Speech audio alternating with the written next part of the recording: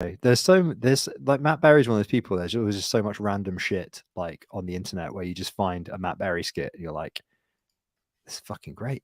Just a very versatile comedic actor in my opinion. Oh wait.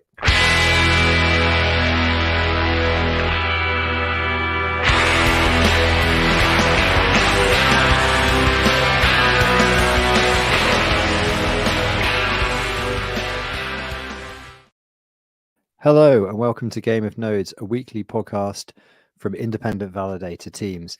And we're at the beginning. We're at the beginning of a new format where we haven't actually worked out the new format bit that we're going to do next. But I did make a ticker, so I'm going to bravely just. We're at the beginning of a new format, but we're going to roll the ticker. It's very, very important. And Null, we can't, but we don't. We don't have anything prepared for that. Like, so, well, we screwed it up already. For those of you listening back on podcast players, which I gather is the larger part of our audience, there is a very poor quality ticker scrolling along the bottom of the screen right now. It is. I mean, Null's News Corner. However, I don't know if that's the name we agreed on either. By the way, it's the corner. You know what happens when we kind of vaguely agree a concept in the Game of Nodes DAO, which is definitely a DAO, is that we just, whoever does it first gets to claim the format. That's what happened. You snoozed, you snozzed, past tense, and thou lost. Is what happened here. So Noel, do you want to take us through the news of the week then? I don't have any, man. I've got nothing prepared whatsoever for this. And I talked about this at least 24 hours ago. Well, you're putting me on the spot, and now I can't even think. What happened? I don't know. It's like fucking yesterday was Thursday anyway. I can throw in one for you. Yeah. How about the Quasar stream swap? Quasar's been mainnet for a month now, and they just had their streams. Quasar. Man, you guys hit me hard with that. Yeah. Quasar. There you go. Was in stream swap yesterday, 2 days ago. And so what was interestingly, I believe that the price that it ended up being was significantly below like the like an order of multiples below the pre-sale price. Is that right, schultzie? Yeah, something like that. I mean, I think there's a couple cool points to it, right? One, stream swap is being used because I don't think we've ever talked to that on stream. And two, the token's actually available now, which probably means inflation's coming here soon. And three, it's way lower price than expected. And that I think is after there was a bump in price right at the end. So what then did the actual like market cap end up being? Do you know? Is it like ultra low or were they shooting for something ultra high? Like what is it, like 11 to 12 cents was the pre-sale price or something like that? Don't quote me. But did that indicate like a much higher, were they shooting for a couple of 100 million or were they shooting for like 20 to 50 million? Because, here we go. Entry point 2.5 million ask. What? I say let's pull Bendy or Rarma on and have them explain it, because I kind of know what's going on, but it sounds like they really know what's going on. And he's already embarrassed for us. Yeah. He's down there telling us how it is. Is there any other news then? I mean, we sort of haven't really talked too much about what this news is going to be and look like anyway. We said, will we do news? Well, yes. There's but a like at the bottom of the screen. That's a very key, important component of this news. Very key, very key. But are we going to focus on like ecosystem news, or are we going to focus on like validator news? Like, all the validators come and listen to us because they want to get the gossip on like what the new testnets coming up are and that type of stuff. Or do people want to come and listen to us one of the crucial things? One of the crucial things that I think we are agreeing to change is not working out the format on air. But Well, you put him in a position to I mean, do it's Well- worth a discussion. well, this is Game of Nodes, right? And if you weren't prepared to get rug pulled at the beginning of this show with what we agreed about 72 hours ago, then it does beg the question of what you expected after 69 episodes, that the essential format of this show being that rug pulling the other participants is the name of the game. I was kind of expecting like more local news. Last time he brought up this coffee shop or something, right? This time I was expecting, something about July 4th to be talked about, but I guess you're on I Australia. mean, coffee so- shops would be more your wheelhouse, wouldn't it, Schultzie? You're on the West Coast. It would, absolutely. But isn't that what he brought up like 2 weeks ago? He was like, I have news to share. And then he like read off a local article. I thought it was like a fight in a Yeah. supermarket car park or something. There like it that. was. Yeah, a supermarket.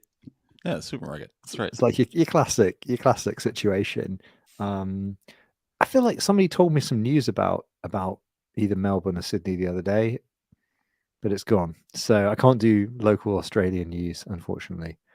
What can we do? What's happened in England recently?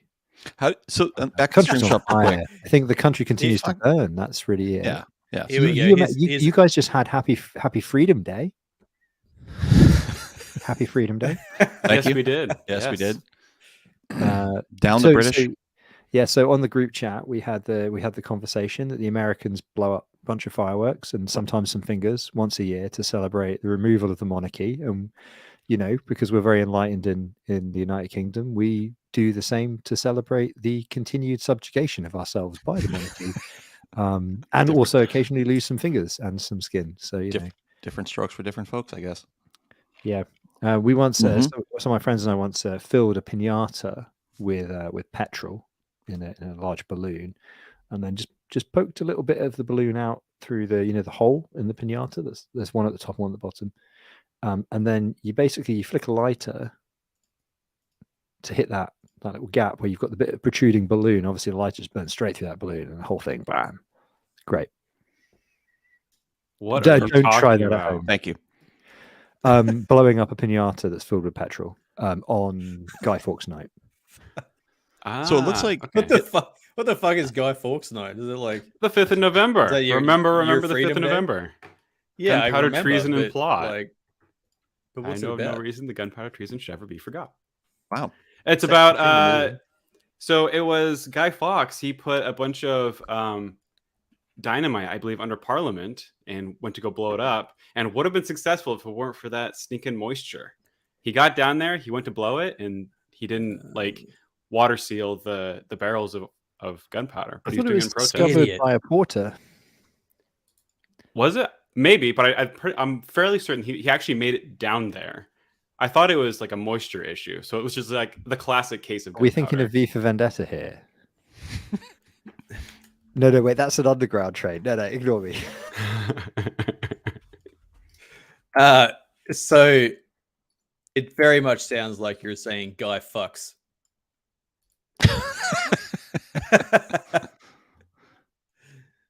And that may be, but we're talking about real events here. Yeah. So since we've been talking about it, I'm looking at the stream swap price for Quasar and Osmosis. I know. And just since 2100, it's gone from Quasar was 0.064 Osmo to now 0.135 Osmo. It's doubled since we've discussed it. So we're moving the needle right here. Just in the last 5 minutes. But I don't even know if this graph makes any sense. But anyway, it's pretty funny. I'm not sure if I can handle that level of responsibility. But how does this, after it's complete, how does this thing chart anything? Is it just, I guess it's just based off the liquidity pool? Is that what's going on here? Bring that back. Yeah, but anyway. Sorry. Oh, fuck Goodness. me. That is a PagerDuty notification if I've ever heard one. Yeah. No, I don't see. It's been Live it on has been stream. great this morning. Yeah. Yeah. What's blowing up? Are you having some issues? No, just that I ran out of space this morning on one of my boxes with the say testnet on it, and I'm trying to state sync it. So that's like an ordeal. Yeah. On what? On Atlantic? Yeah, Atlantic too. Yeah. It's just shit. I had to go back like 100,000 blocks just to get the fucking thing to work. So Yeah, I don't know if they've. I mean, we talked about it last week. I don't know if they're going to make a change or anything else with that, because I think they definitely recognized it was a problem, right? Which is pretty good. oh, At least in terms of the snapshots not being complete and everything else like that. So the story is that basically on that testnet, that chain moves so quick with 400 millisecond blocks, and there's so much Oracle data and all these other types of things that we're identifying that when a node is set to create snapshots every 10,000 blocks or something similar to that, that it would take upwards of 5 or 6 hours to create a snapshot. And so most of the times that would fail, or the next snapshot would try to kick off and then would get into a bunch of issues. And so when you have 5 or 6 hours, I think it was like 50, like four, I think, didn't you calculate it's like 45,000 blocks is 5 hours or something like that? But basically it was taking 50,000 blocks to create a snapshot. So if you're not, so you have to ask for a snapshot that's at least 50,000 back to hope that one node has it somewhere in the swarm, basically is what was happening. Which yeah, is there's like good this, times. it will fill the gap. Like if you have the trusted height like way up closer to the head, that's fine, except when it has to verify all the blocks between. Yeah. And it'll like do that against it'll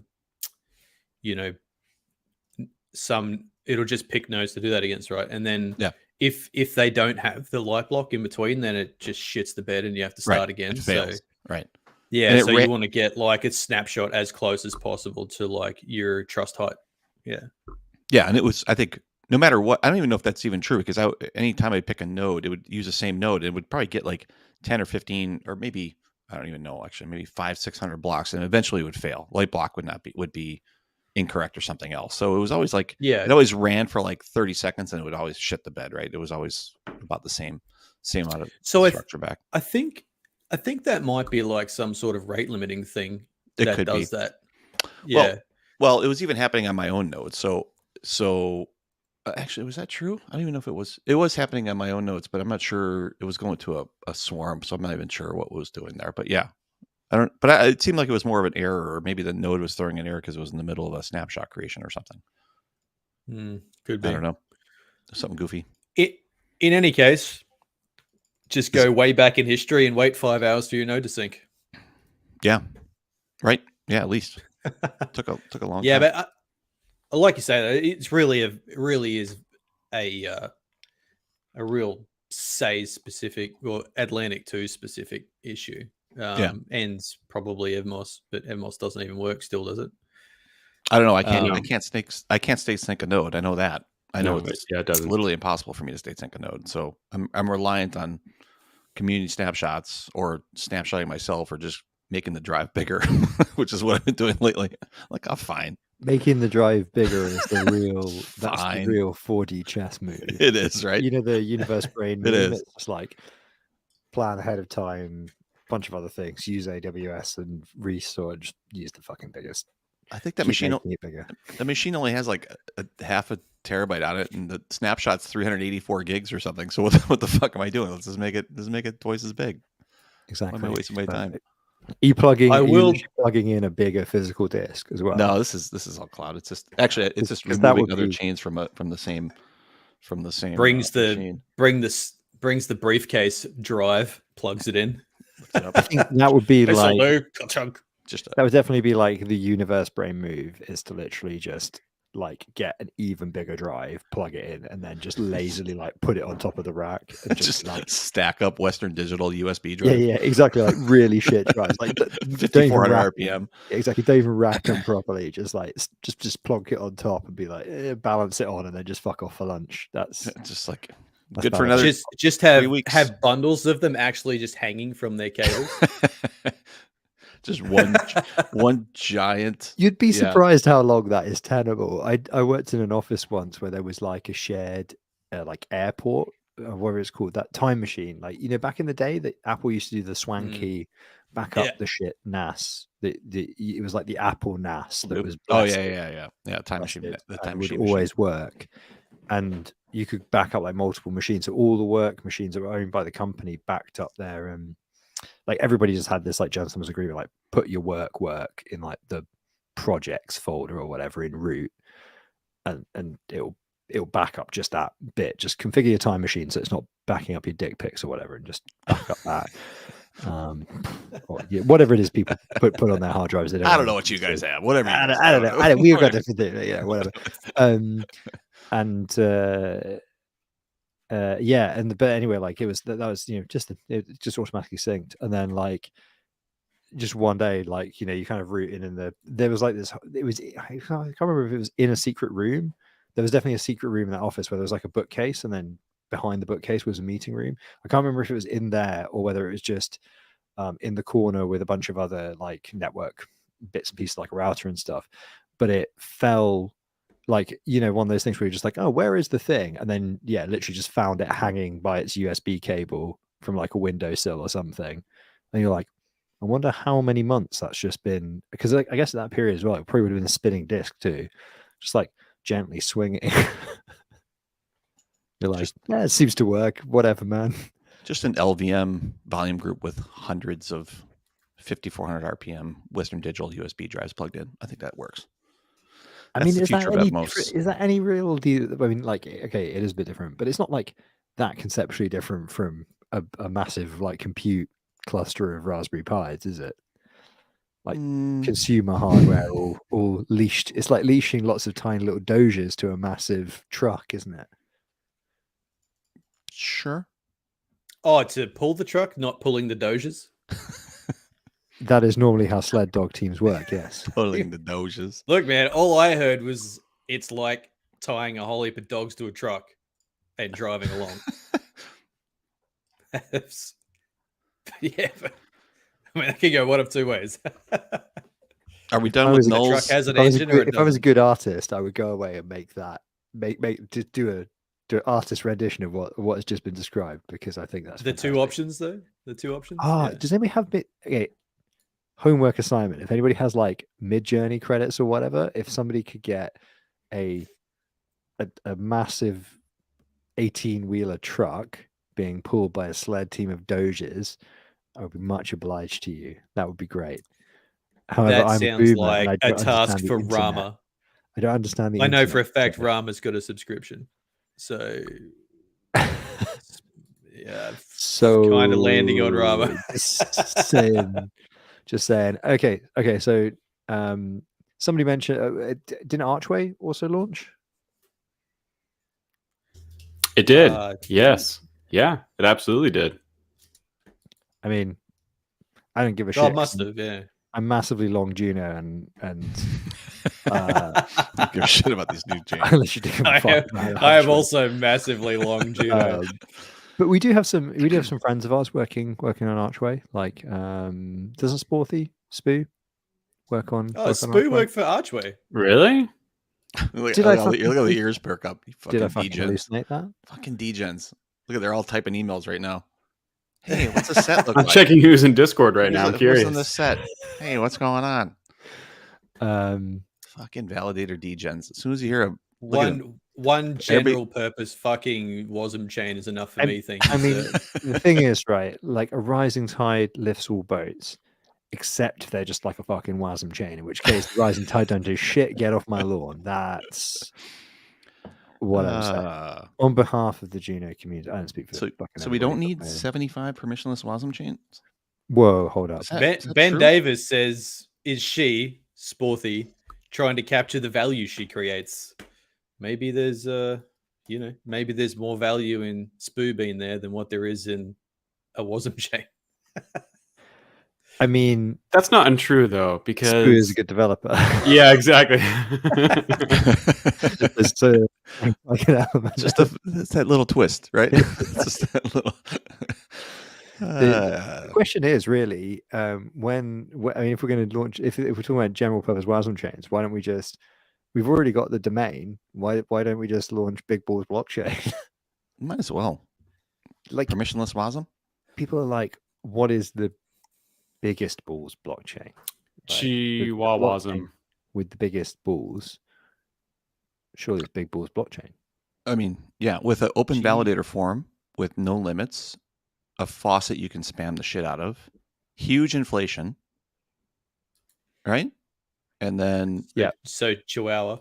yeah, exactly. Basically And original then- OG Chihuahua. exactly. And then you earn points for meaningless things, like how fast your auto compound strip runs and shit, like things like that. I mean, to be fair, isn't that literally how real life works? yeah, that's true. I guess we have that one already. Yeah, I was gonna say like the spamming the auto compounder is literally Yeah. what everybody does every time a good- chain it's a- hits it's a good- Genesis. It's a good point. and We have that inflation is already. on. God damn. So you said you've just love to described see Cosmos someone- chain launch. I have. Fuck. I'd love to see someone raise and then try to market a chain with just one validator. Isn't that noble? I was gonna say, isn't that noble? I mean, is that different than what currently happens though? Most networks start with like all the team tokens delegated to validators, and they're like, "This is so decentralized right now." Uh-huh. And really, if Yeah, they voted, I love then that. they would just control it. So Right. is there a difference? Yeah. No. No, not really. It's just a distribution Yeah. of chains we don't own or tokens we don't own. That was immediately evident to me, like when I sort of started validating, and I'm like, these foundations you speak of, how many tokens do they have? They're like, oh, they hold like 70% of the treasury. I'm like, But they don't. But they're that not. seems like a very- lot. It's very important to be clear that they're not a security, and they don't hold that security, and they That's don't right. control that security. They just control a 60 to 70% Everything supply. else. No big deal. Like it's very decentralized now. It's very. So I'm it's very like, so decentralized. even though it's decentralized, everything can be decided by the foundation. Like, Correct. Yeah. oh, okay. All right. Yeah, That's well, But it's Yeah. okay because the community pool has like 0.1% of all the tokens. So, it's like give and take. exactly. Like the community gives, and then the foundation takes. It's really straightforward, actually. It's just like 40% good, 80% better. It's very complicated how this decentralization works, right? It's very important that you look at like Amazon, right?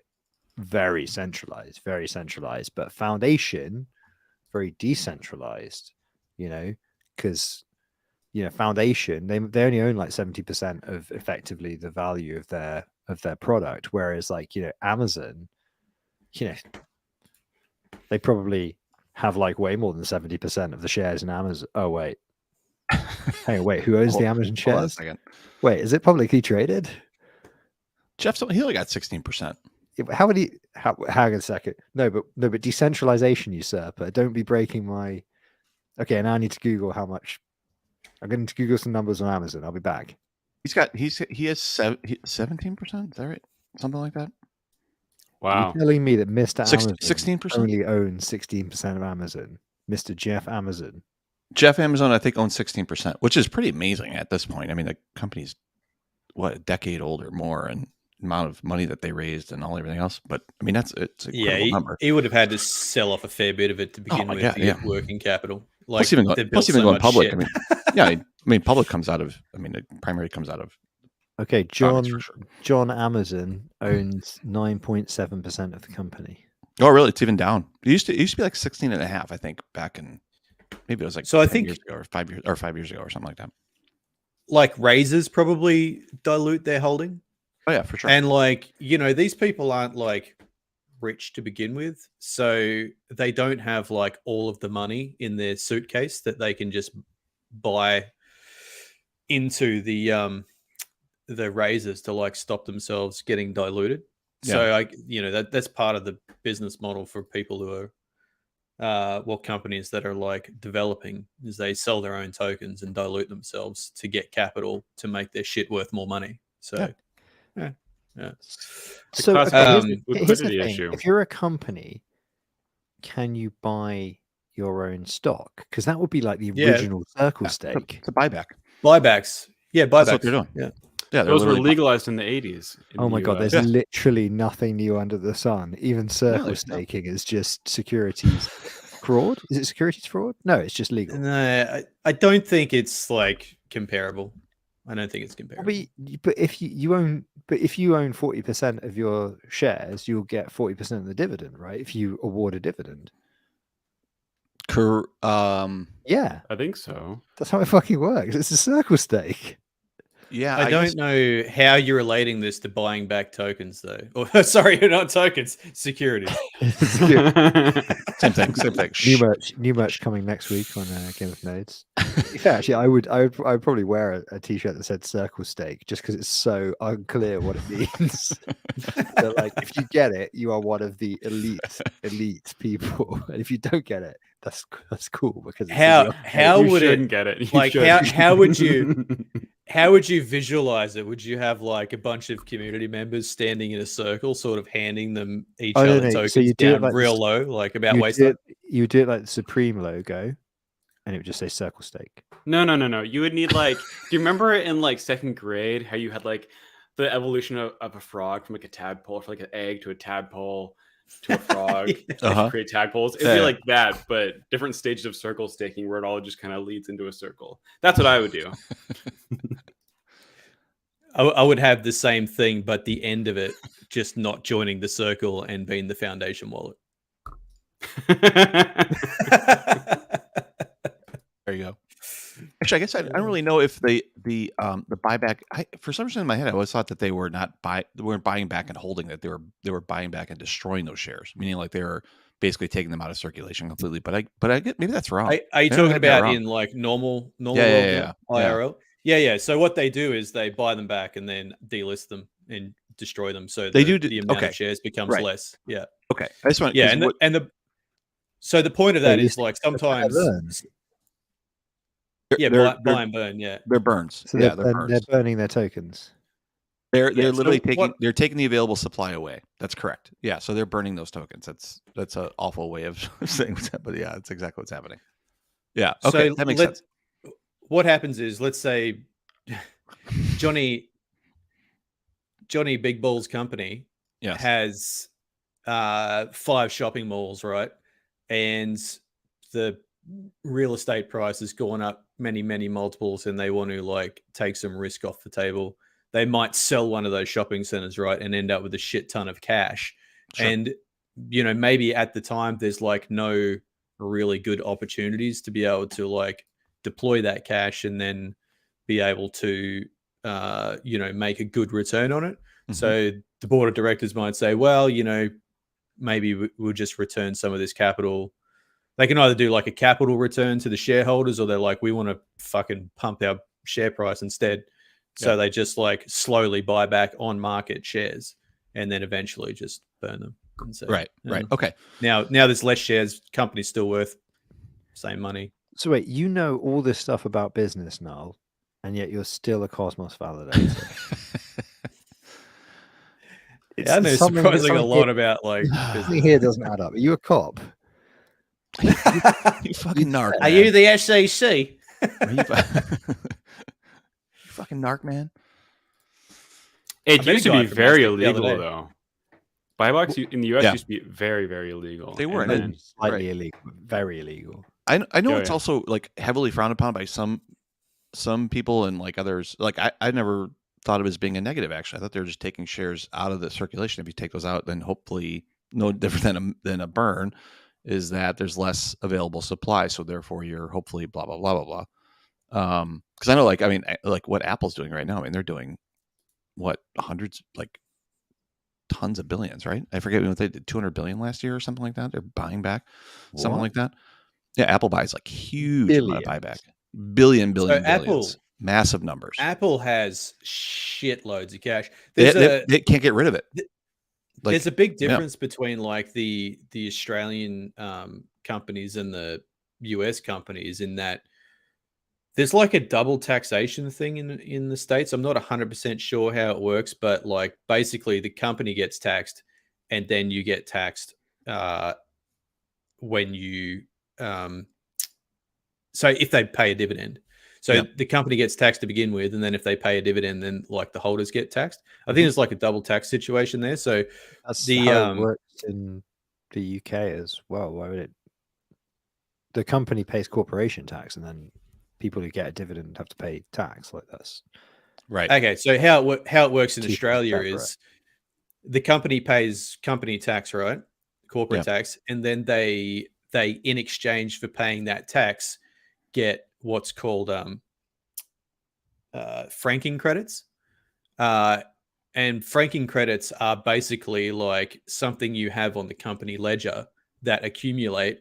And then when you pay a dividend to the shareholders, you can pay with it franking credits. And it's as good as cash. Like if you receive a dividend and franking credits, but and say it's like, it's 30%, right? So say you get, it's normally about 30%. So say you get like $2,000 dividend, and just for argument's sake, $1,000 of franking credits, right? And you earn no other money that year, then you would be in the tax-free threshold, right? So when you do your tax return, just a common misconception. shut the fuck up. Common misconception now. The doctor who created the credits was called franking credits, but the credits themselves were called the creature. Thank you. I've been trying to like roll up a joke with that for a little while. I appreciate it. That's a boomer joke. The two people that read books here, we're together on this one. That was worth interrupting Null for. Anyhow, Totally was. So say you earned no other income that year, you'd be in the tax-free threshold or under the tax-free threshold. So you could then do a tax return, and you would get that $1,000 worth of franking credits back as cash, right? Okay. So the companies give the tax they've paid, or credits for the tax that they've paid, back to the shareholders. So it's quite common. Like basically all of the companies that earn money here pay dividends, right? Like 80%. And that franken thing, that's a global term, or that's an Australian term? Well, I don't think they have it in the States. Oh, they don't. Okay, I got you. I was don't know confused about the because UK. usually Australian term would be like you call it a Frankie or something, like you have to put something on there, put a little Y. Franco. Call it Frankie. I got me dividends this month with a bag full of Frankies. Exactly. So on the Apple side, so far, I think they have bought back about $375 billion worth of stock. $573 billion in the last decade. Yeah, and then this year now they're ramping it up to $90 billion a year that they're buying back. Whoever it was that said we insane. need like the what's it called, thumbnail for YouTube. That's my actual reaction. 573 billion. That's a big number. Would that be like the Home Alone kid? That's right. Yes. Hey, you were talking about creating some good faces for have YouTube. Have you seen the film about the beginnings of black metal, Lords of Chaos, with his brother in it? It's really good. No. That's a Game of Nodes film recommend. Okay. What does it have to do with stock buybacks? I don't put my name on that recommendation, so we can't say it's a full Game of Nodes recommendation. I'm recommending. I don't watch anything. The film Lords of Chaos. I believe it's called Lords of Chaos. Lords of Chaos, about an hour and a half long. It's not super long. It's quite snappy, breezes over some stuff, captures the fact that they were kind of neo-Nazis, doesn't really kind of duck the really problematic things about the beginnings of the black metal scene, that they were really fucking horrible people. It's an entertaining film. Nice. So schultzie, Avail, in other news, Avail testnet. So people, they're expanding their testnet, and some more people are getting into, right? So I believe you were there. I am there. I don't know about any of these other chumps. Have you looked at the have you spent much time on that Explorer, like kate.avail.tools? No, I'll look at it right now. I dig it. The terminology in some of the things is great. Like the the thing that shows you like your staked amounts, the tab that shows you staked amounts is called bags. And there's just like all these other random little Easter eggs in here. It's great. Is this is a new L1? Is that right? Is it an Easter egg if it's just like one click away on a tab? Well, I guess it's not an Easter egg, but yeah. It depends if your heart wants it to be an Easter egg or not. If you only happen to see it and think it's precious, that's an Easter egg. It's precious. That is such a Precious. that is the most schultzie thing I've heard all week. That's right. So this it was so interesting, like starting the validator on this network. Like I'm so cosmos that everything else is baffling to me, and I was just like, firstly, how the fuck do I build this thing?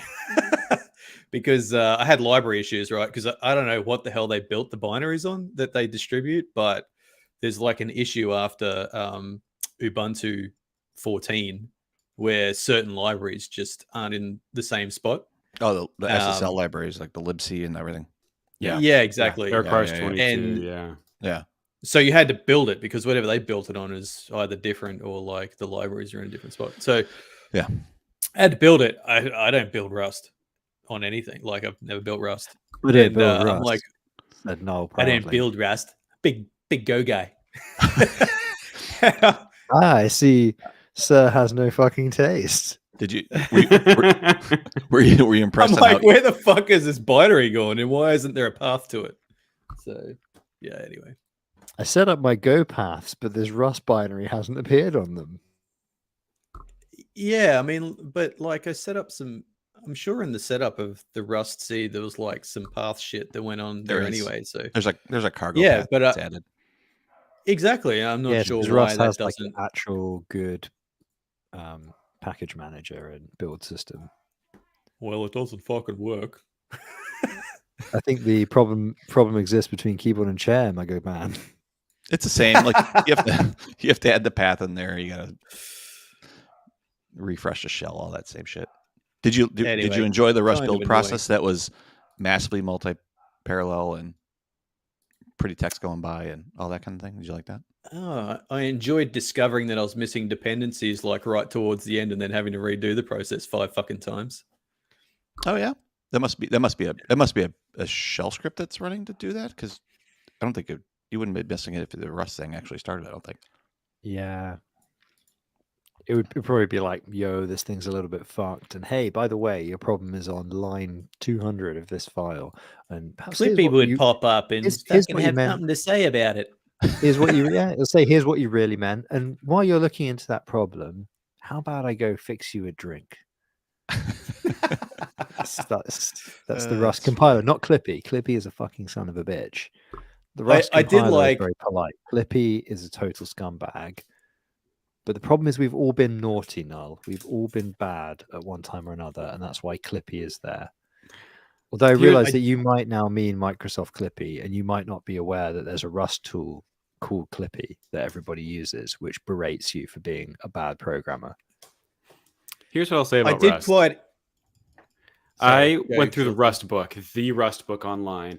And by the end of it, I messaged my buddy and I was like, hey, Rust is a beautiful language. I enjoy every second of working with it. And then the first project I do after I like learn new language, I try and like write data structures that I know, like linked list kind of deal. I tried to do that in Rust. And after like 3 hours, I was like, this is the dumbest language. In Rust, it makes it so difficult to create data structures. Like the way it handles different settings, it's outrageous, and I stepped away and haven't really.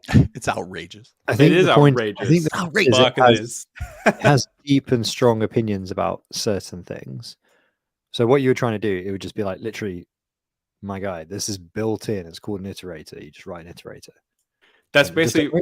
Don't worry your pretty little head about those linked lists. You don't need it anymore. It's still going to be okay. That's what it did, though. Like, so I ended up looking around online because I was like, there's no way I'm just this dumb.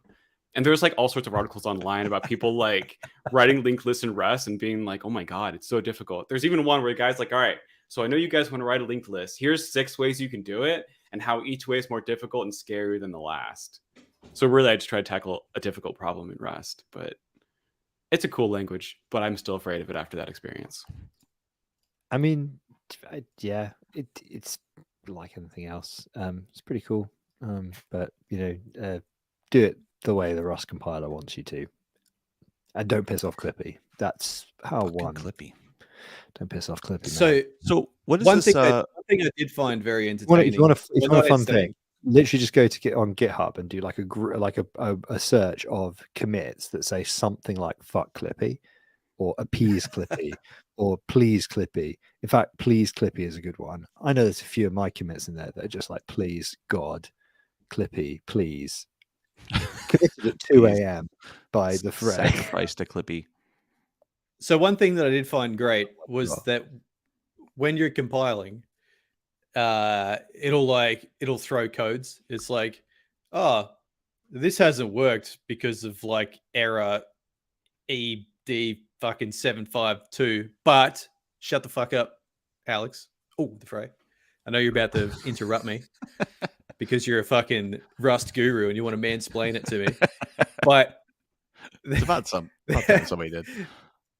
But I found it great that it's like, look, we kind of understand that this is just a code and you've got no fucking idea what this means. So just type in mansplain this code number into the little Rust guy and we'll tell you all about it.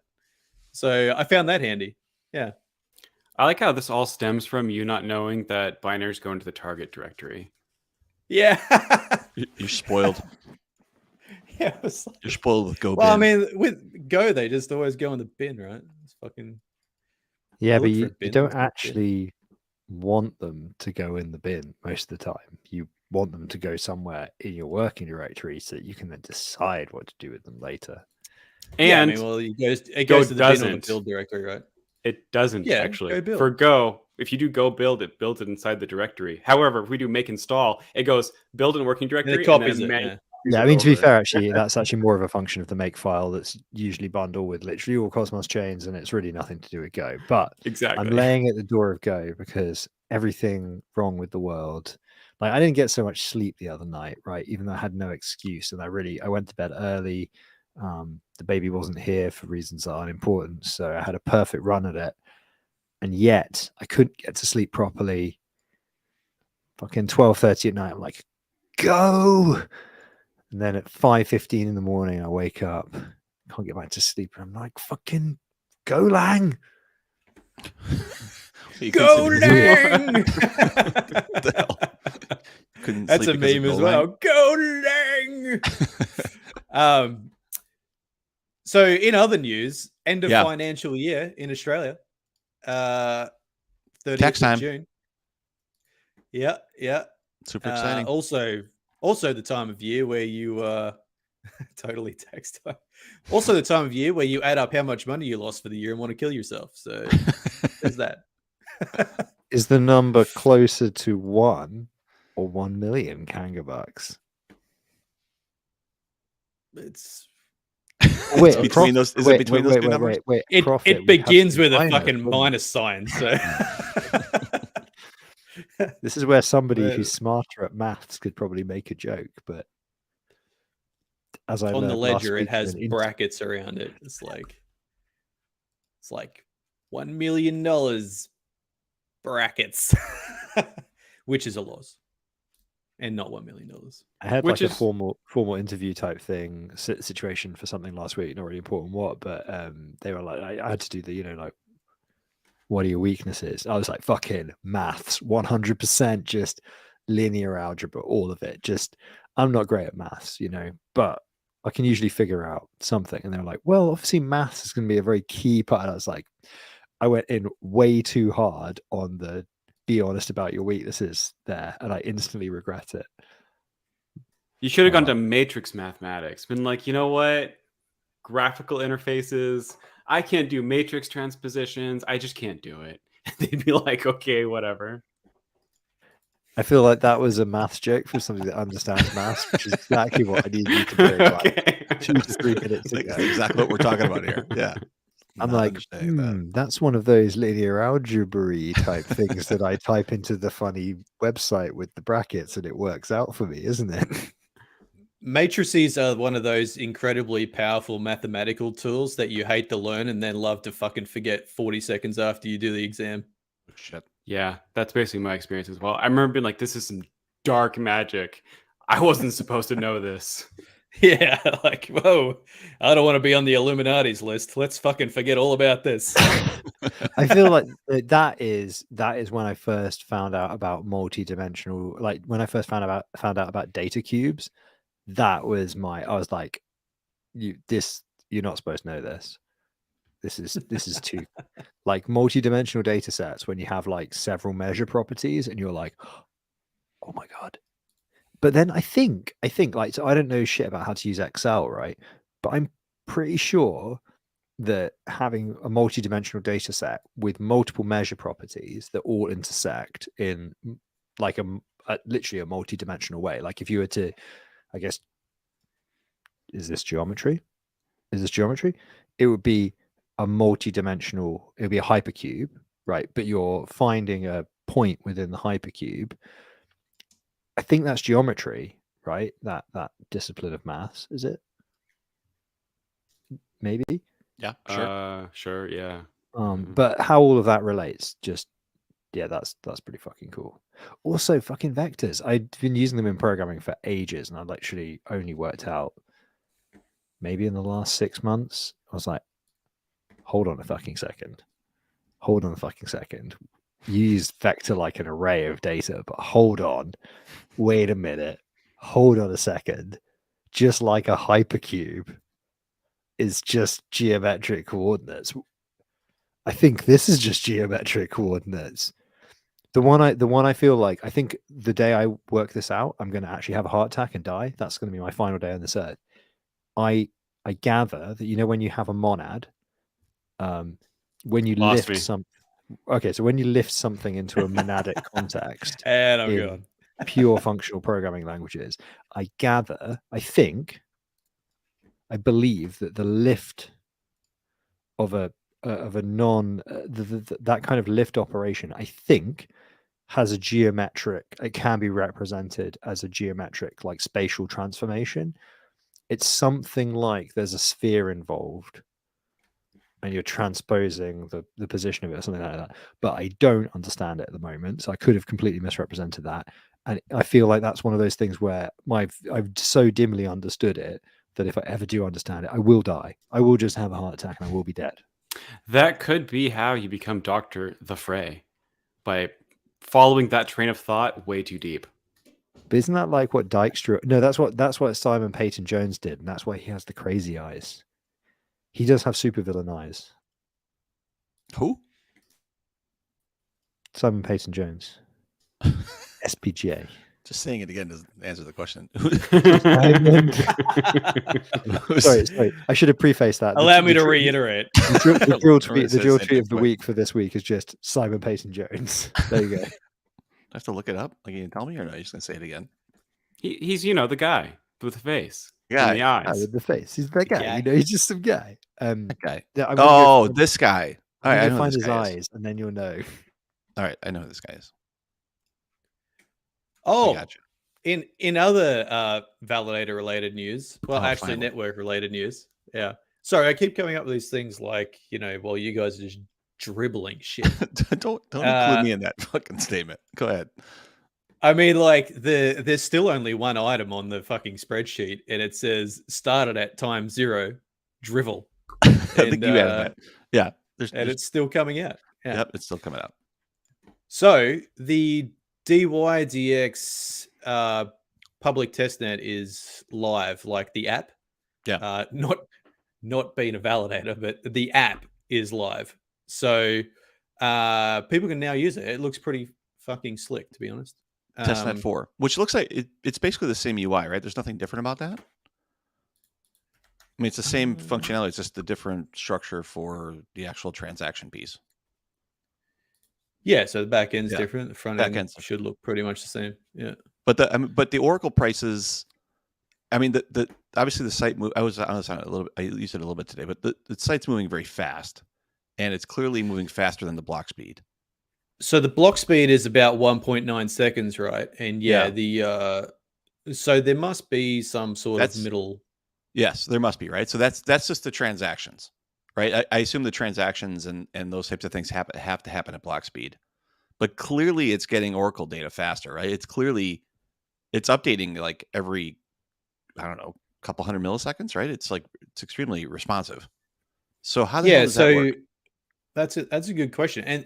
And also, like, are the orders going straight in at a rate of like 2 milliseconds, or are they getting, cached somewhere in like middleware, or like? Yeah, like when does it end up on chain? I guess is the question, right? Is that maybe when it's finalized, like after the funds have been processed and we have closure on when the order's complete or something? Or I don't know how any of that works, but I thought it was interesting that because I was really curious on what the block time was going to be, because obviously with other tools like Say that are driving that down, trying to do whatever, and we're driving, all these Oracle data every 300 millisecond block. And then I look at this and say, well, how is this working at 2-second block times when I'm still seeing Oracle data that's flying past? Or not just Oracle data. I just mean like the speed of the interface is obviously very fast. The book speed. That's a good way of saying it. Yeah, the book is like the orders in the book are changing quite rapidly for a block speed of 2 seconds. Yeah. So how does that? So that's the question. Like, how does that actually work? I guess it had to. I mean, what was it before? It was on Ethereum, right? So what it was, or what was dydx? Or it was a L. I think the point was that it was an L1, sorry, L2 on top of Ethereum. So it was ultimately having to persist them down into Ethereum, but was presumably doing its own caching thing. So maybe the what you're seeing, the speed is thing. there. Yeah, maybe the same thing is happening, where they've kept the same L2 hot cache, whatever it is, to do all of that, but they've just essentially got a quicker L1 underneath it, which is what they're planning on doing, and cheaper L1, right? Because whatever they're yeah, I'm not sure what the number of transactions and the gas costs and all that stuff. Well, I'm guessing they're spinning up some kind of shitcoin to support it, right? Yes. Well, there's a dydx token, is there not? Or is that already in Ethereum? Are they just going to pull over the dydx token? Damn question. Good question. I would imagine they would migrate it. Yeah. I feel like this is again we're slipping we're on Rama's lawn and Rama's not happy. That's how I feel when we get into these kind of conversations. It's $1.90. dydx. It's token. It's $1.90. $300 million market cap. Yeah. So for this fully diluted. Fair enough. $38 million in volume. That's actually pretty decent. Just for your consideration, I've gone and got a picture of Simon Peyton Jones. Very rational, really not. And just want to draw your attention. Okay, yeah, I remember who he is. Yeah. These are the eyes of a man that has seen. Now that I've seen the eyes. Yep. Sorry. Hey buddy, really cracked me up. Oh my god. It's this so the wallets are funny on here as well. Rama quite rightly mentions that there is no Kepler in there. In what? Oh, in dydx. In the dydx, yeah. Well, I think Say, I'm not sure if that's finalized or not, but there was a rumor that Say was not going to support Kepler either. At least I know it is now, and obviously it is on A2 and all that type of stuff. But I thought there was a rumor that on mainnet that was not going to happen. So yeah, it's interesting. I don't know how that works. They've got every other wallet ever created by the looks of it. Mm-hmm. Just no Cosmos wallets. It would be kind of funny if interest in the Cosmos ecosystem finally results in the demise of all the tools in the Cosmos ecosystem. It just forces people. It just brings with it the users and the shit tools. All right, guys, this shit's only going to work if we bring all our crap with us. They're like, good. It's their like travel bags are filled with. It's like when you date somebody and then they literally you've got like one date and then there's like a new toothbrush. Yeah, right. This is like a very university/college like experience, but you're like, hey, like, one of your housemates is like, hey man, do you know where that extra toothbrushes come from in the bathroom? And you're like, and they're like, well, I mean, it kind of seems like, there was that girl around here the other day, and there's now another tooth. Is this like it's cool if it's a thing, but like, is that her toothbrush? And you're like, is it? Have I signed have I been off more like a chew here? Is there something? Yeah, no.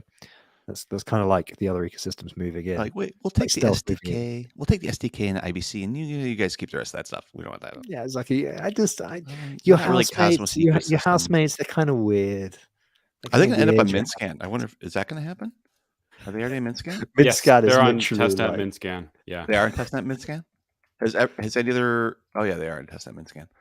I guess that means they'll end up in MinScan. It'd be interesting if they did not. yeah. I mean, I guess there's a almost point where positive. MinScan I'm almost certain they will. At a Well, certain MinScan- point, is being on chain like that. MinScan what defines whether you're a Cosmos chain or not? No, No. it doesn't. Are you sure? At a certain point, I kind of feel like it does. Like if you look at chains that aren't on MinScan versus what are, like those Yeah. that are on MinScan, like I think they very clearly have a price benefit to being on MinScan. Yeah. Sure, but like, is Penumbra going to be on MinScan? Probably not. Yeah, some of these I just don't know. I mean, a just lot feel- aren't. I'm just curious. I mean, I'm just No, it's it's a good question. out there. It's a good question. Like, and I don't know, is it even their choice, right? Like, I assume, let's say, petition not to be, but isn't it Cosmos Station and the community kind of defining what? Well, I think what ends Cosmos up on Station buy in. I think they buy in or demand tokens to be listed on Cosmos Sure, Station. but if Buy they in or demand. I think if you're Jimmy Small Balls, they demand. And I think exactly. if you're Billy Big Balls, if you're lucky, That's funny. they'll grace you with the big buckaroos. But I Kingnodes and- wouldn't like to assume that. Yeah, I don't think you get anything for free in this life, particularly when MinScan are involved. I just noticed that say Atlantic 2's on MinScan testnet. That's interesting. I didn't notice I hadn't been on there before. I didn't think they were even in Cosmos Station is even a validator in there. Oh yeah, they are. My bad. Of course they are. Come on. I think probably though it is fair to say that MinScan kind of defines whether or not you're, I don't know, maybe a kind of respectable tier SDK chain. Because if 100% you right. can, I don't know. if you can rinse and repeat the setup of an SDK rig, Yeah. RPC is the lot of it, then Cosmos Station will have you if you have the dollar redos or you cross their palm with silver. Yeah. Cosmo Station, they validate on trash chains as well. You want to be specific there? Let these. I mean, Curb, right? Oh well, Curb. I mean, look at the list of chains that are on Hey. MinScan. Yeah. Like Do they're your own not all research on that fucking one. top tier chains we got going on over here. So Yeah. I mean, some of these I've never heard of, to be honest. It's getting busy on there. I mean, they're going to entrench themselves even more though with MinScan V2, and they're going to come out with like you can access their indexer and stuff. It's going to become a very true thing that to not be on MinScan is going to be like a huge disadvantage, which I think is just utterly fascinating. I kind of I don't know if I agree with that. kind of totally disagree with you, Schultzie. 100%. Okay, not 100%. Wait, that's totally. I 100% disagree with you. I've backed myself into a corner here, and I've gone way too hard, but I'm going to roll with it. Wow, that was a convenient drop off. No. So you know what? Like, no, we'll go harder. Like, I think that like the dominance of MinScan is basically a sign that the Cosmos ecosystem is super fucking immature, and actually, like, there are much more widely used tools in other ecosystems, as well as like the fact that there could be multiple large profitable projects doing the same thing. Especially given that you can literally like copy and paste across a lot of SDK chains. Like, so the two things I think that it shows are like some immaturity in tooling in the Cosmos, and it shows a bit of weird business thing where I wonder if the real thing it shows, the thing we always talk about how the app chain thesis like may hold in the long run if there's enough adoption, but at the moment all it does is fragment value and every project dies in the long run. It's just a long bleed to zero. Like building any tooling and trying to go after individual chains in the current market where there's only a few big dogs, you're going to just die because they've all gone with MinScan. But if the ecosystem was actually more mature and or the app chain thesis was actually viable, then there would be a huge amount of money. I mean, look how many people obviously like do stuff around just ETH L2s. That shows you like how much value is locked in that ecosystem compared to Cosmos. So, which actually I realize now I've said that, I'm not sure this is really just me disagreeing with you at all. It's just saying that this is where we are now, which is basically what you said. So I think I just stole your homework. Sorry, dude. Wouldn't be the first time. So the thing is right. So Ping.pub came out with its new version, right? And I think that's really, in many ways, I think it's really well done. There's a couple of things that, like, if they wanted to really like take it home, they would have their own backend, as Minscan does. They'd probably index it themselves, as I think Minscan does. But like the fact that you can connect your wallet to it and do transactions on it, like that's such a huge value add that Minscan does not provide. They might in V2. I haven't checked, but there are a lot of things that Ping does that Minscan should be doing. But it doesn't matter. Like being in Ping.pub is considered like given. If you're not in Ping.pub, like what even happened? How did you not get on Ping.pub? If you're not on Ping.pub, someone just hasn't mustered the effort to like do the fucking JSON. Actually do a real PR. Yeah. But I think it's really interesting. I think it's interesting that Ping.pub, I think, provides in many ways, maybe including like IBC transaction data. Like I use Minscan a lot for that. It's really helpful as a relayer. Other than that, I think that Ping.pub provides very strong value that they don't get payback for, which I think it's a completely different point, but is one nonetheless. I mean, in Ping.pub, like in terms of actual like useful utility tools and stuff for people who are in the ecosystem as well, I think Ping.pub is way ahead of Cosmos Station there, and like even like really basic stuff where there are like a load of different validator operations that you would otherwise do on the command line. It's a fucking pain in the testicles to do with a ledger, and then Ping just like threw them in the UI, and you're like, oh, thank fuck. Like, I mean, yeah, those things they had live like December 2021. They got a lot of the core validator operation stuff with ledger, just like in, click around and you'll find it somewhere in the UI. Like Ping's really, really good. But yeah. I was kind of curious on like that point around Minscan giving websites legitimacy, or maybe chains legitimacy in some sort of sense that you'd have to be there. I was kind of thinking that like dydx, with the amount of people that they're bringing in, like they wouldn't even care. It wouldn't create any sort of like inbound marketing, or it wouldn't create any additional like visibility. But I was curious on like website usage. So dydx.exchange, which I think is the exchange site, global rank of 162,000. They at least this is off a web scraper type of thing, but they have total visits of around 260,000 a month.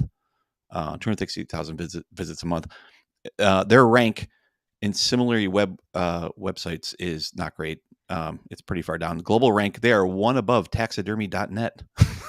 So wow. So that's that. And then Minscan that's actually the bear market for you. Minscan global rank is 89,000, so about 50 to 60,000 higher, and they have a total visits of around 703,000 visits a month. And what are they next to? In Minscan? Sexy.com with 2 E's. So I visit that one every day. SEXEEY.com. Misspelled sexy versus literal close. Dead cat. They're right in there next to sexy.com and libapps.com. And so I mean, but still, 700,000 visitors a month on Minscan is actually, that's a lot higher than I was thinking. I was thinking this would be the opposite way, actually. That it would be more. Did I just hear another PagerDuty notification? No, that was my phone going off. Sorry. Okay. So when you say visitors, do you mean unique visitors? I don't know. This is just. I mean, they're getting this data. God knows where these places get this data. They're buying. These guys are like buying some sort of ad tracker data from somebody else or something. This is a sum of all visits on desktop and mobile for the last month. Nothing is unique. I'm sending them that data, null, from usurper, from a random number generator on this laptop. I'm charging them $12,000 a month for that. There's a ton of these sites, right? So I'm sure they're buying marketing data. They're buying. Don't rug my scam, okay, man. Like I've just told them I've hacked the matrix and I have the numbers. The numbers are probably not close, but they probably are relatively. Like relative ranking is probably similar, right? Like it's not going to be down to the thousands of visits, but would you say is there enough data there to say that that Minscan has 3 times as much traffic as dydx? Yeah, there probably is. That part is probably pretty accurate. But it's interesting. It's actually Probably I was everybody thinking trying to maybe a figure little out bit their the opposite. taxes. Yeah, yeah. But if you look at like, Is- I mean, if you want to look at like MinScan versus like OpenSea, you know, those are different types of numbers. I think it's interesting Different the phrase leagues. that you consider MinScan to be early tooling.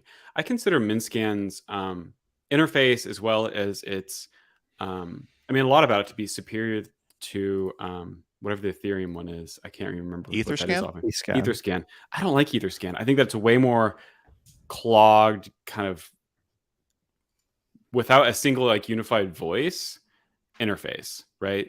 In my opinion, MinScan is better than Etherscan. And so that you think it's like immature, for lack of a better, not immature in like a childish sense, but like they have further to develop, I think is really interesting.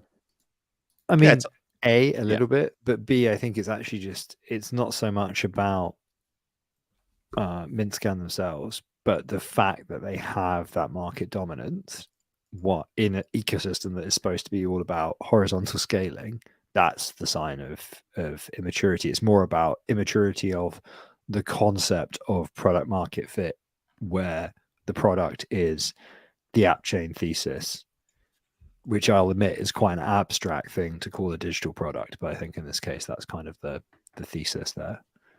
Is this another case where the Cosmos is uniquely positioned to commodify like things that normal quote unquote networks, you know, can make money off of? Like in the Cosmos, RPCs are a commodity. That's not true if you go to Aptos or Near or Sui or Yeah, sort of. Well, we just stumbled onto the PowerPoint from the other week again, so I just threw it up to point out that you're completely right. RPCs are commodified, and they literally are in the commodity sector on a product value canvas. Yeah. So yeah, I think like I mean tools thanks like for coming to our Cosmos. TED Talk. Just gave it notes. Well, tools like Cosmos Directory and those types of things have definitely gone a long way to commoditize those tools. The other thing Right, that's interesting so- though about the commoditization of those tools though is that in like Web 2, you'd almost expect to like if you are the one commoditizing a tool, you expect to commoditize it and that to be like a revenue generating activity. Whereas in Cosmos, it feels like a lot of those activities have been commodified by the structure of the network. And they've just ended up in a tragedy of the commons. And they've just like exactly. They've just literally picked them up and they've gone, and now we're going to put them in the bin. Yeah. And so I was trying to explain this in the context, like last week, I had this conversation with some people who are like coming at it from more of a theoretical standpoint. And they were like, you know, what do you think are the problems in the networks that you work in from your perspective? And I said, oh, you know, this and this and this and this. And a lot of it was like that kind of stuff, like tragedy of the commons, blah, blah, blah. And these people were computer scientists, right? That was like kind of their background. And they were like, these are all economic problems. These are the economics. They're not computer science. I'm like, well, yeah, but they look like economic problems because there are problems about incentives. But who decided the topology of the system was that RPCs were going to be free? That is a computer science problem. That is it's an architecture problem, perhaps like a software design problem, maybe more than it is a computer science problem. But you know, this is programmable, a system for programmable money in some way, shape, or form. And actually, yeah, we built an incentive system where we've commodified a bunch of stuff and just thrown it over to the tragedy of the commons and gone, yeah, decentralization. Yeah, I think it's I don't know even know where it comes from, but I don't know if it's Cosmos specific or it's just the DPoS. It's a distributed or the decentralized proof of stake component where you have validators fighting, so therefore fighting for for notability and fighting for delegations and X, Y, or Z. So it ends up becoming what can I offer, and then who are those groups I'm going to offer it to, and RPC becomes one of those things. And then there's so many chains I need to have visibility for. We got to keep track of all this shit. So therefore we have a website that tracks all this stuff. And then if we're going to track all this, we should track who's offering free RPC. And then now there's one centralized place to get all free RPC. And so like, it's just a set of small decisions that then create this idea that RPCs are free. Are they free forever? I don't know. I don't know what the long-term is there. Like, as people get out of chains and have validators leave chains, those RPCs are going to disappear as well. But like we said before, there's all going to be somebody else who's going to come in to fill that gap too. So Well, I it's mean, very I think that a cache problem, isn't it, with the providers, which we talked about like at length. Like there was that big conversation that because schultzie, you were looking into being a provider in a cache, right? And so was Polkachute. So we had that a variation on the same discussion, right, about the economics of that. Well, so I think one of the really interesting things here also is that whenever I first joined the Cosmos as a validator, I think it was in early 2021, maybe 2020, and back then you had Everstake, you had Figment, and you had I want to say Chorus One that all had very large products around providing RPCs, and I know many teams used those specific RPCs because I talked with them, and those teams, especially Figment, but Figment's another conversation. Like I've noticed those RPC provisions have actually gone away to the exclusion of maybe Block Daemon. So it's like because of the tragic commons of all of us, it's also eaten away into like the really large entities, of course, because that's what happens whenever all of us are providing it. Then the big guys are like, oh well, I guess what are you getting out of it? Right. So it's interesting that it's eating away from profit sectors of everyone, not just the people that are, for lack of a better term, like clawing at the bottom. Yeah. So we've also got some stuff in the comments, which it's a lively place here tonight, out there in the comment section. So Ben Davis has called out by phrase logic, internet search is immature. No, I'm saying they're a little bit different because Web 2 tends towards natural monopoly, right? And the whole point of Web 3 is that you design a system in which you enforce a separation of economic systems that are all sort of not mutually exclusive. They're all specialized economic systems that are all federated. That's the app chain thesis. But if you have all of your economic systems are like federated, but all of your infrastructure is centralized, then that may be the intention of the Cosmos, right? In which case, fine, I'll wind my neck in. But it seems to me like if you can't sustain any more than one copy of the infrastructure that supports your network, then you have a single point of failure, and your system topology was not designed.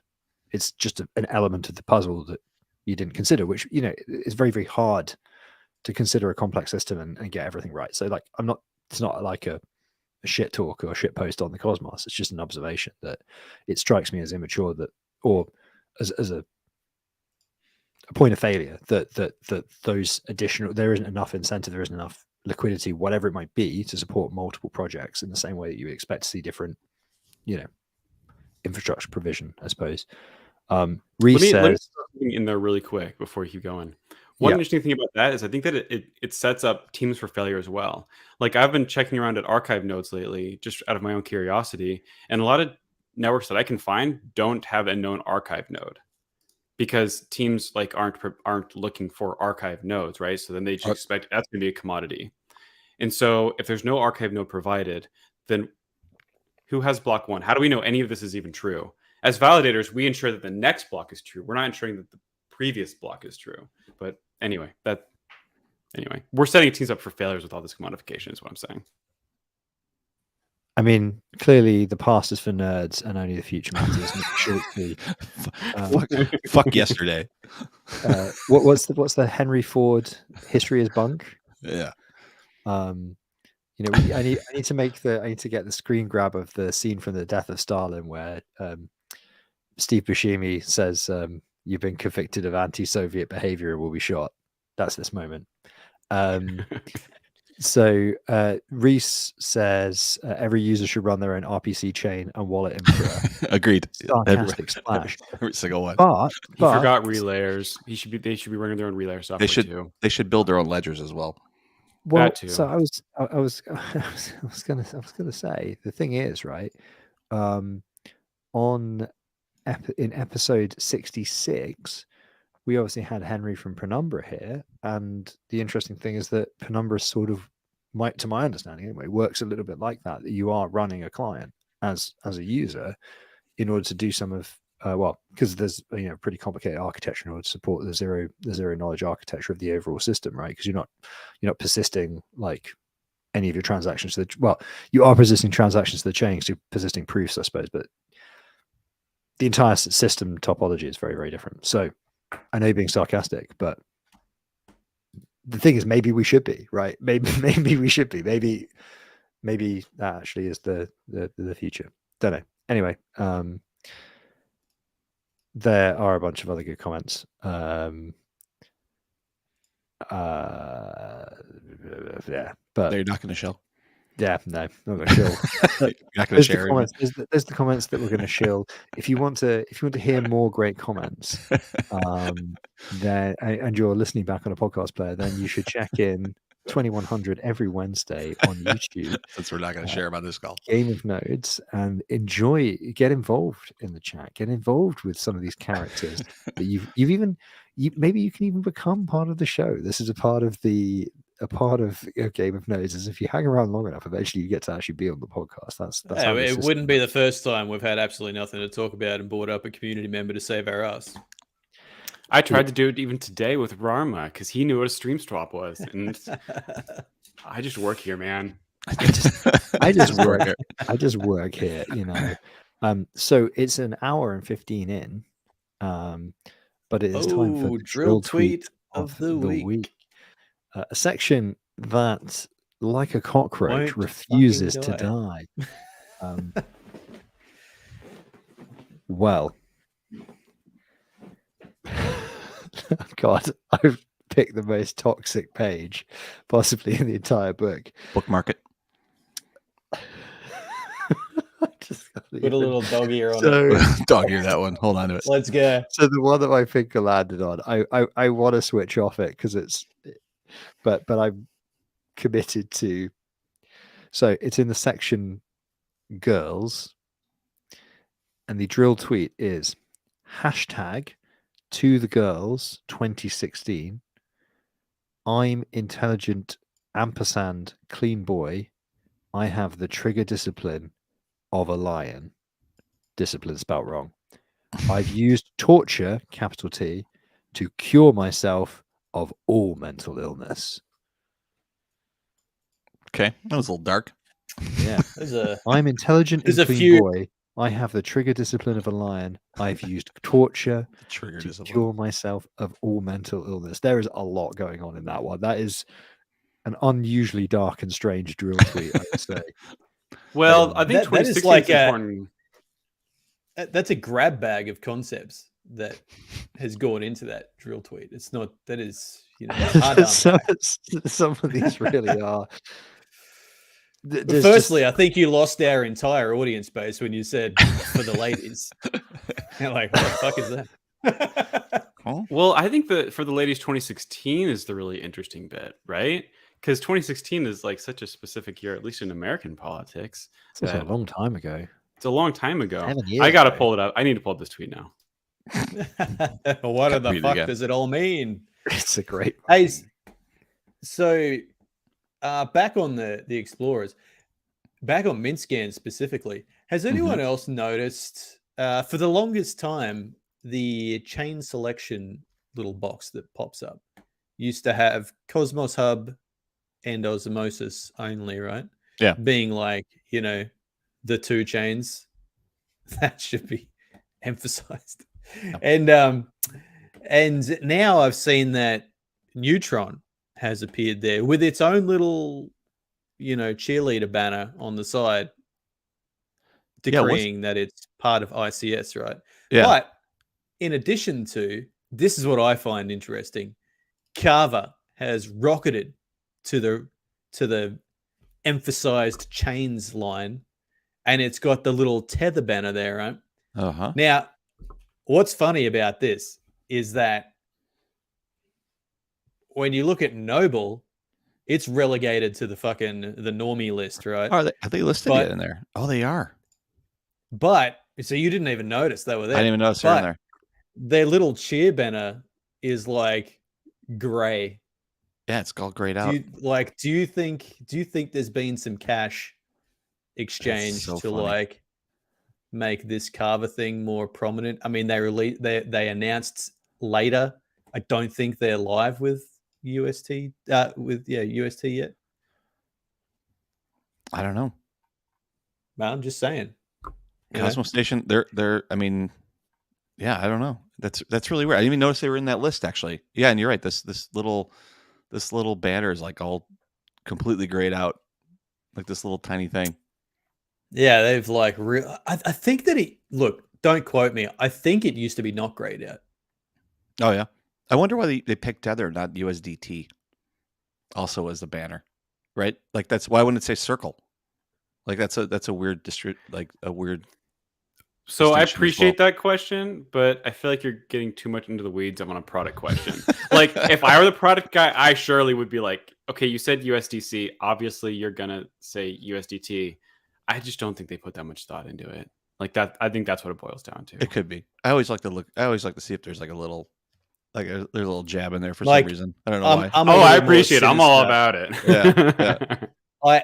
I think it's more likely that there's been an exchange of some type Yeah. of, medium should- for a more prominent and branded little cheer banner. They should do more cheer banners like rug, fucked, Yeah. Ponzi, You get like a little wrecked badge. little Yeah. NGMI badge. Well, wouldn't that be like most of them? Isn't that the problem? You gotta have a little cheer banner though. Yeah, they need some more headings. Like they've got Cerberus under its own little archived heading. They need some more headings there with like really opinionated headings. Yeah, how long do you think? Like, how long do you think Cerberus hangs out in there? What's the financial? Yeah, advantage. like what's how long is what's the body on archive display? duration before how long fucking? How long is the casket open? Is really what we're asking here. Well, hang on. I still think that there should be a like 6 month or even 3 month like dead man switch. There's no get commits. Boom. Proc goes up, kick it out. All right, but here's the thing, right? Somebody somewhere has an archive of Cerberus, right? Up to the last block. Yeah. It's not dead. Todd, we're talking to you. It's not fucking dead. So here's my prediction. Right, here's a prediction straight from Game and Nodes. From our opinions to your ears. Next bull run, Curb's coming back. You think so? Cerberus, the relaunch. They're going to grab that snapshot from Polkachu, which I'm sure exists. Sitting in The chain's coming back. Sitting in S3 bucket and Glacier. Well, I mean, you only need like a regenesis, right? I'm sure there's someone take an export out of it. Yeah, sure. Yeah, just regen it. Yep. There's some fucking degen out there sitting on the trigger ready to go too. They've probably like rekeyed all of the validators too, so they can run it completely by themselves.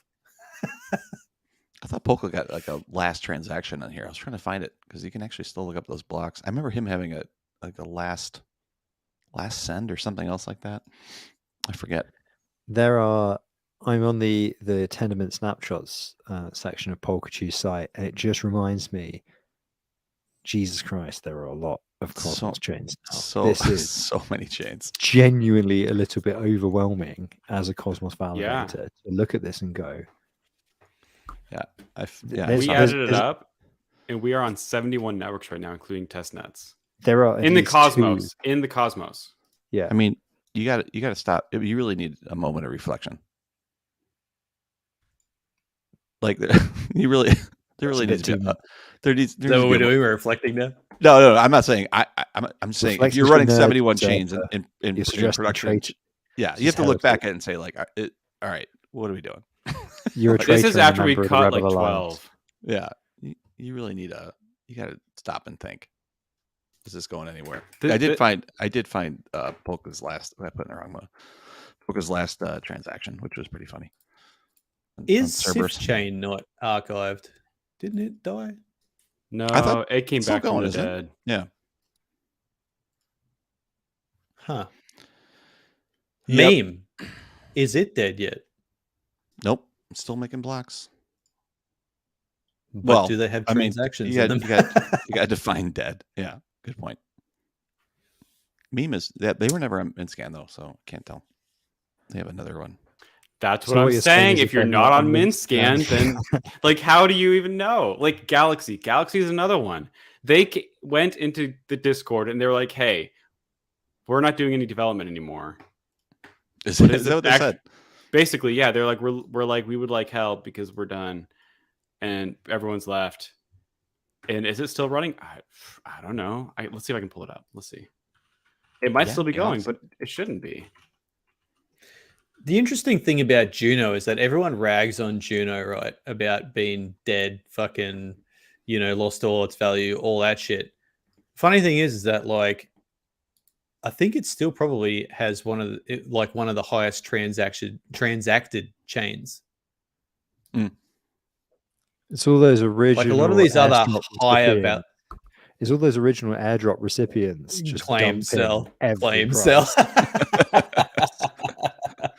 That's why, like, it genuinely, like, if you take those people out of the picture, the number of transactions would go down and the value would go up. But those people, like, but this is the thing. This is the problem if you launch something on, I mean, to be fair, on any chain that's done an airdrop as a team, the tokenomics, if there had been a large airdrop in the early days, are going to be heavily weighted towards those people who, a lot of them are not even going to interact with your protocol. If you launch a smart contract protocol, they're just going to continue jumping coins and shitting on the protocol they're just farming, and it's going to affect any second order protocol that you write as a smart contract engineer. It's kind of like back to the piece of the puzzle, which is that you really do need, like, if you're like a smart contract developer, you need to really, really be happy with the economics of the underlying chain that you deploy on. And I think, like, this is one thing, to be fair, it is actually addressed to some extent in Juno Evo, and it is also one of the things that I know folks are working on. But the underlying tokenomics of the chain, like, are just mad important for actually attracting developers. And I think people are beginning to understand that. But we've talked about that on the show before. Cool, man. Cool, man. Well, yeah. Sometimes when it gets to like 1 hour to 60 minutes, I just kind of idly hover over the bar, daydream over rugging early. Like that time you joined early, and you just rugged. You were like, boop, and then left. That was really funny. That was, to be fair, pretty funny. That was, to be fair, a complete fucking accident. Well, yeah, and it ended on you being like, all right, deuces, and then you can for everyone. If I can't be here, no one can be here. Fuck you all. Yeah. Nice to have Reese here. Definitely. The great, yeah. Truth. I mean, I think, it's all about the key bono, though, isn't it? Like, I think Archway and others, there's actually any conspiracy here. I just think that there's a lot of people who bono if Juno is perceived as dead, right? Yeah. And so the reality is, like anything else, it's just every alt is fucked at the moment. And I'll go counter to the chat. Right now, the chat, they're making jokes about Juno being dead. And we've had this conversation multiple times before. I still think there's a place for Juno.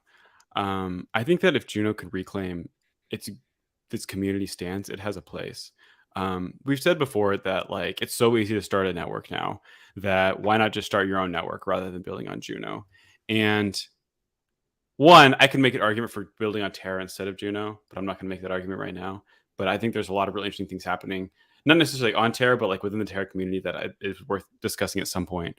But running a chain isn't the same thing. It affects your perspective and your priorities differently than trying to build to create something for a chain that you can then bounce off from. Like with HAL, maybe that should have been its own chain, right? But there's a reason why you chose to do it on Juno rather than creating the HAL chain. And part of that, I'm sure, is creating a chain is a completely different ballgame. If you had to have created the HAL chain, there's so much more overhead to it. You have to coordinate those validators. You need to do those full upgrades. You need to do upgrade handlers. And why bother with that? There's so much simplicity in just joining a unpermissioned chain. But anyway, that's a bit serious to be jumping into in the last minute of the show. It's usually when the best comments come, actually. I mean, it isn't the best comments usually come immediately after the show. I was going to say, the second the shit finishes rolling, especially when we have a guest, They're just like, hey guys, that was a load of fun. So anyway, here's what I was thinking about 15 minutes ago. And you're like, why didn't you just say it? And then you're like, well, in fairness, we probably asked shit questions. So at the end of the day, it's our fault. Like, it was obviously our fault as the host that we have a better after show quite often. So that's now a really, really weird tone to end on. And now I know that Null is literally hovering over the button, just waiting to send me to the dark dimension. So Meanwhile, you're trying to stretch out the minutes or the seconds to a